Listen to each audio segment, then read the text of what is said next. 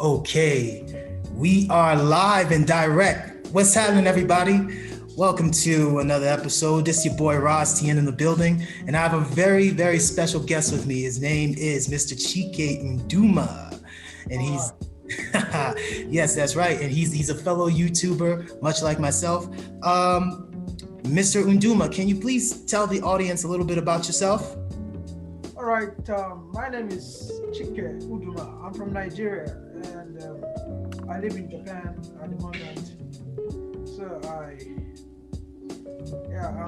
have a YouTube channel, of course, just like you rightly said, and I'm from Africa. Nigeria is in Africa, so that's pretty much about me. So nice to meet you, my friend. So how about you? Where are you from?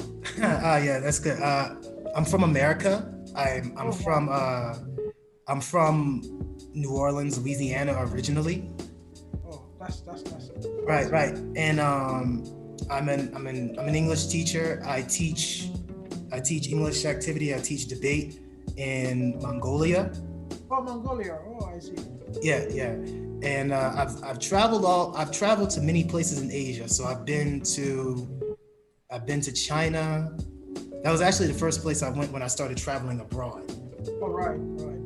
So there was China, then there was then I went to Vietnam, then there was Macau, Hong Kong, Thailand, Taiwan, Philippines, Malaysia, Laos, a lot of different places.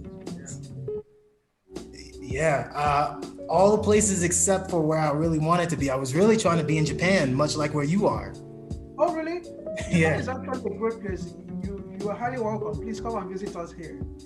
Yeah. So please, if you don't mind, can you tell us what kind of business do you do in Japan? All right. Actually, I'm a chemical engineer.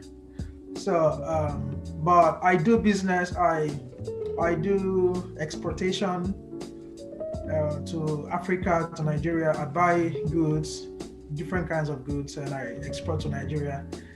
Then I was working also here, Mm-hmm. So I work with in an oil company here, Idemitsu. I don't know if you've known about it, you've heard about Idemitsu before. Idemitsu is an oil company in Japan. Yeah. So, and I do all sort of things, anything legal that will yield money to me, that will bring money to my bank account.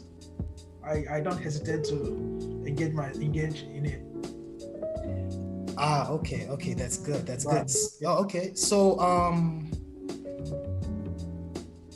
So what did you see that made you think this was the place for you to be? Was it before I came here or when I was already here? I would have to say, maybe. Okay, maybe I'll say before and maybe after. Okay. Like, All right. Yeah.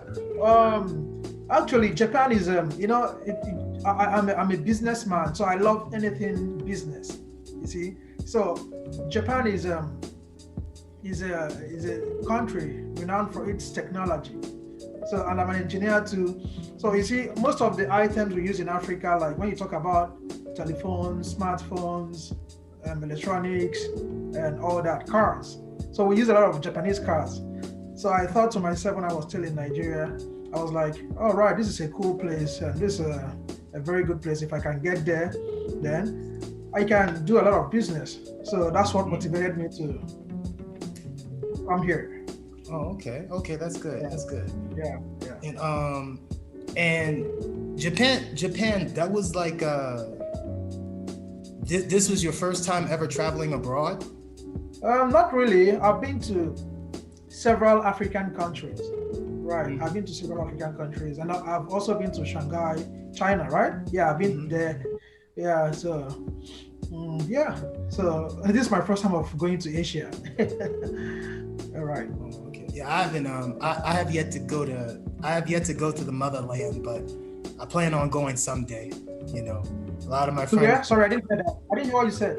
I have yet to go to the motherland. Oh, okay. Yeah, I have yet to go, but my friends are telling me. A lot of my Ghanaian friends, they want me to come to Ghana, and I don't mind. definitely a big place. But if you want to come to Africa, the biggest country, the biggest economy in Africa is Nigeria. And Nigeria, yeah, Ghana is a cool place, right? Yeah, no, no problem about that. So, but you see, if you want to come to Africa, and if you eventually travel to Africa and you didn't go to Nigeria, I'm not sure you will have the full feeling of being to Africa. So they say Nigeria is the giant of Africa. I'm sorry, my Ghanaian friends, if you're listening. Well, that's the thing. I hear that a lot. It's like it's one of the most economically powerful countries in Africa. Yeah, right. Right. Nigeria has the largest economy in Africa, as a matter of fact. Oh, okay, that's right. And how do you? I know, by people like us, we have people like me and you, we have a very unique experience being in a place like Asia, right? So how do you feel being a Black person in Asia? Yeah, to be honest, the first time I came to Japan, how many years ago was that? I think that was 5 years ago. Yeah. So, when I came to Japan, at that time, if you get on a train and, people don't want to sit close to you, something like that. So, and I was even told it was worse before I came here. So, but now, as of today, everything, it has really reduced. And then it was a little bit difficult for me because I couldn't speak any Japanese. And now I can at least speak some Japanese. And also, they are getting more exposed, and a lot of Africans, foreigners, Black people are coming to Asia. So I think they're getting more used to Blacks, right? Especially in some of the big cities, like if you know Japan, Nagoya is one of the big cities, and Tokyo, Osaka, all these cities, if you're a Black person, they really don't have a lot of problem because there are quite some Black people there, right? So, but if you come to smaller cities like Okazaki and a lot of small cities here too, then it's possible you can even stay here for it's possible you can stay here for 6 months and you wouldn't see any Black person. Yeah.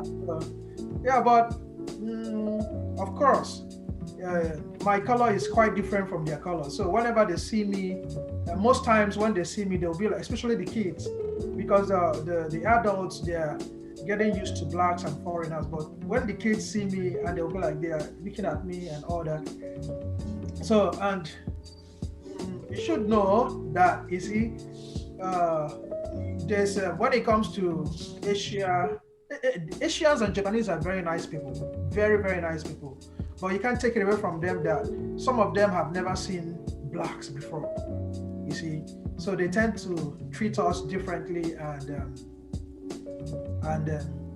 talk to us differently. So I don't know if I should say it's some kind of fear or so. I don't know. I really don't know, to be honest.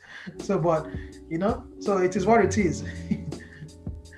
Yeah, I mean, for me, when I was in China, it was a little bit of the same, like what you're saying, but it was more extreme to where it's like, It was more extreme to where it's like, they wouldn't want to sit next to you. They were very openly rude. So like they'll put their hand over their nose because they think that you stink. Right. Yeah. Right. So I actually, through my experience living in China, which is why I'm not there anymore, I've seen a lot of prejudice. I've experienced a lot of things that I never experienced back home, So yeah, that's right. So like back home in America, no white man would be that open to be disrespectful because he would be afraid of getting his butt kicked. But yeah, that's right. Here it's like they're very overt, and it took a while to get used to, but I'm still happy that I came because I felt like my destiny. How long have you been there? How long have you been there? About 6 years now. Oh wow, that's awesome. Yeah, to be honest, I haven't been back home in America since the time I left. I haven't been. I left America in late 2015. Wow, it's quite a long time. Yeah. Yeah. So. So how do you communicate with your family? So how do you relate with them since you've not been there for like so many years? Basically, I just use stuff like Facebook Messenger. I also use stuff like Skype, but mostly I used to use Skype a lot, but now it's mostly just Zoom, not Zoom. Now it's just mostly Messenger. Oh, that's awesome. That's great. Yeah, and that brings me to my next question. Have you thought of settling down and raising a family in Japan? Yeah, but what? Yeah, I've done that, and I've been doing that too. But it's a good thing. Japan is a great place, and it's one of the best places to live in the world. Yeah, if I'm being honest. But the only challenge there is here is the language. You see, Japanese is not a very popular language, so it's not like French, English, and basically. So you see, a lot of people don't speak English here, and it's something I really have to, it's a big decision for me. So, but I don't know yet. So I won't tell you I have the answer because health-wise, medical-wise, if you're sick, you want to go to the hospital, everything is awesome here. They have the technology is amazing. Medical equipment, everything, they've got it here, and the doctors are decent. You see, and the insurance here is one of the best in the world. Oh, really? The school, yeah, one of the best in the world. And the schools here are awesome. Very good schools and very well equipped. So, but the only difference, the only challenge here is the language. It's not easy to be bilingual. So, and even if you want to be bilingual, how can you do it? Because when you go to the school, when you go out there, people speak Japanese. And whenever you decide not to live here, you see, and you can speak only Japanese, then the language is useless for you. So that's a big challenge. So I've been thinking about it, but I don't really have any answer to the question, to be honest. Yeah, and you're right about one thing too, because the thing is, when I was a kid, when I was into the Japanese animation, right. That seems like that's when Japanese was really popular back then, but it's been in a decline because people are getting older, and also also you have it to whereas outside of Japan it's not really a useful language. Yeah, that's it. So like if you speak Chinese, for example, you speak Mandarin, yeah, you can use that because people globally are starting to use Chinese. And, oh really? Yeah. Oh yeah. And like if you know languages like English, Spanish, and Chinese, for example, you pretty much can talk to damn near half the world. Right. But yeah, so you don't speak Japanese fluently, but you just speak it enough to communicate. Well, I can speak Japanese. Yeah, I can have some conversation. So to be honest, it's really not about me. It's about if I have to raise my kids here. You see, yeah, for me, I can speak English, and if I can speak Japanese, then it's a plus for me. You see, but if I bring in a kid here, if I have my child here in Japan, and maybe he can speak only Japanese, then it doesn't make sense, does it? I don't think so. Yeah. So that's for me, it's not a problem. Yeah. So, but I'm thinking of because of the question you asked about raising a family here. So if I raise my family here, if I give birth to my kid here in Japan, and the only language he understands is Japanese, But being from Nigeria, you come from a multilingual home, right? Because you can speak Igbo and English. So don't you think that it would kind of be the same, like if you did start a family there and you could Like, say if your wife was that. Japanese, like, say for example, if your wife is Japanese and you wanted them to speak English, you don't think you could find a way to maneuver that? No, it's not gonna be easy, because you see, when you talked about me being an Igbo, as a matter of fact, I'm Igbo. Yeah, so, and I speak Igbo language, I speak English too. So, but how it works is that at home, we talked in Igbo language, right? We communicated in Igbo language, but when we went to school, we spoke English all the way. Oh, you understand? Yeah. So Igbo is like my mother tongue, my first language. Yeah. So English is I don't know what to say. Maybe I wouldn't want to say second language, because in Nigeria, English is the official language in Nigeria. So everybody speaks English in Nigeria. You see, so but English is English is not my, I can say my first language too, but I don't know how to say it, to be honest. So, but the thing there is that we spoke Igbo at home. Then whenever we went to school, we talked in English. If you go to churches, English, because you can have people from different tribes. So for you to communicate in Nigeria, you have to speak English. So, but here, if I get married to a Japanese, for instance, and at home, what language are we gonna be speaking? Is it Japanese or English? Oh, okay. Yeah, because I've had like for instance, one of my friends, he's married to a Mongolian woman. He's an American like me, and he said, like, he raising his daughter in a multilingual household, it was very challenging. Right. But she managed to speak Mongolian and English eventually. Of course, it wasn't easy. It's not impossible. It's not impossible, but it's a very tough one, to be honest. Yeah, exactly. Yeah, it's not easy. It's very difficult. Yeah. But so how do you know I'm from Igbo tribe? Well, I mean, I studied, but I just, because I'm a bit Afrocentric. Right. I've studied some African cultures, because so when I look at you and I hear your accent, I can kind of tell, yeah, he's Igbo.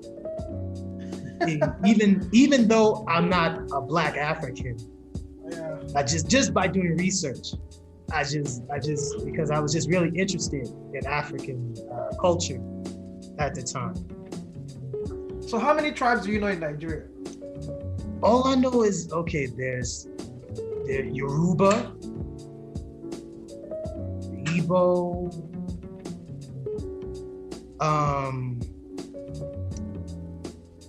I know, trying to think off the top. Darn it, I'm trying to think off the top. I can't. I'm having some difficulties. Is it Hausa? Hausa? Yeah. Because in Nigeria, we have three major tribes in Nigeria. We have number one is Igbo, Yoruba, and Hausa. Oh, Hausa. So, but I think we have a total number of I think 300 or to 350 tribes in Nigeria, something like that. Yeah. Okay, that's cool. Okay, good. Okay, I have 3 more questions for you, and then we could wrap it up. Yeah, that's okay. Yeah. Would you encourage others to travel to Japan? Yeah, sure. Just like I said, Japan is a very decent country. Yeah, so I will encourage others. You see, in Japan, I have a lot of Americans here living in Japan. They don't want to go back to America. So, not just America. Of course, I'm a foreigner here. So I have a lot of friends from different countries, Canada, the UK, your country. And many of them don't want to go back to America, to their countries. Yeah, I'm one of them. I'm one of them. I'm not planning on going back to America like ever. Like, so, when people ask me, oh, when are you going back to your country? I'm like, never. My best friend, one of my best friend is from America. Oh, really? Which state? I think he's from California. Oh, okay. Los Angeles, San Diego, or? To be honest, I'm not sure. Oh, okay. Yeah. I'll ask him. All right. My next question, second to last question. Are there any negative things that affected you while being where you are, or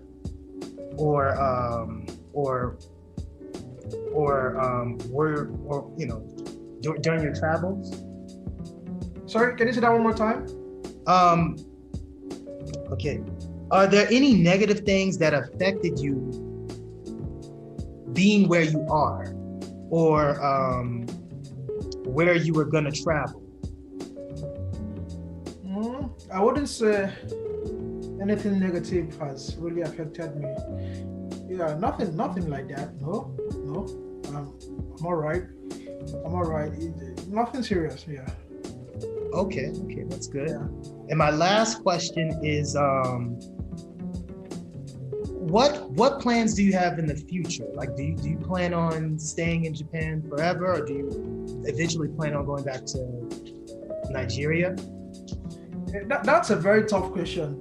You see, I like Japan, and at the moment, Africa is not doing so well. You see, economically, Nigeria is not doing so well, and you talk about the insecurities in Nigeria, so many things happening in Nigeria, and I pray that someday in the future everything gets better. Then I would like to go back to my country. Yeah, I would like to go back to my country, but as it stands, nobody knows, and I don't even think things are gonna get better in Nigeria or in Africa. But that's not my prayer, to be honest. So my heart goes out. My heart goes out to Nigeria with the whole SARS. Yeah. With the whole SARS, is SARS still going on, or is that over now? Sorry? The whole thing with SARS in Nigeria, is that still? Oh, yeah. I don't even know what to say. Technically, it's over, but it's still there, right? So the government said they have scrapped the SARS stuff, but it's still there. The police brutality is still going on in Nigeria. They said they scrapped SARS. Is it SARS or SARS? I don't even know. They said they scrapped it, but the police officers are still not doing a very good job. They are very violent to civilians and all that. So that's it. Okay, yeah, that's sad.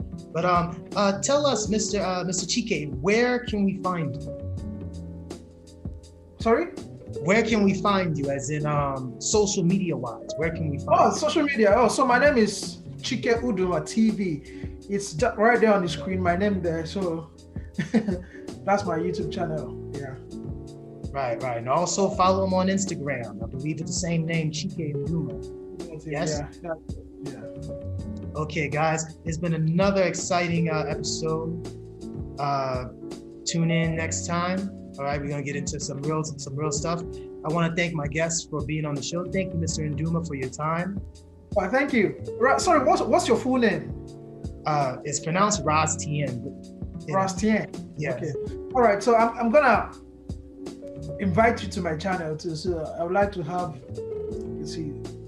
an interview with you too. So let's see how it goes. Oh yeah, just let me know. You have my contact information. Just let me know, and we can set it up from there. All right, everybody. Probably next weekend, because I'll be busy from tomorrow. I'm sorry? I said likely next weekend. Oh, okay, like next weekend. Okay. Yeah. All right, everyone. It's been real, love, peace, and coconut grease. I'll holla.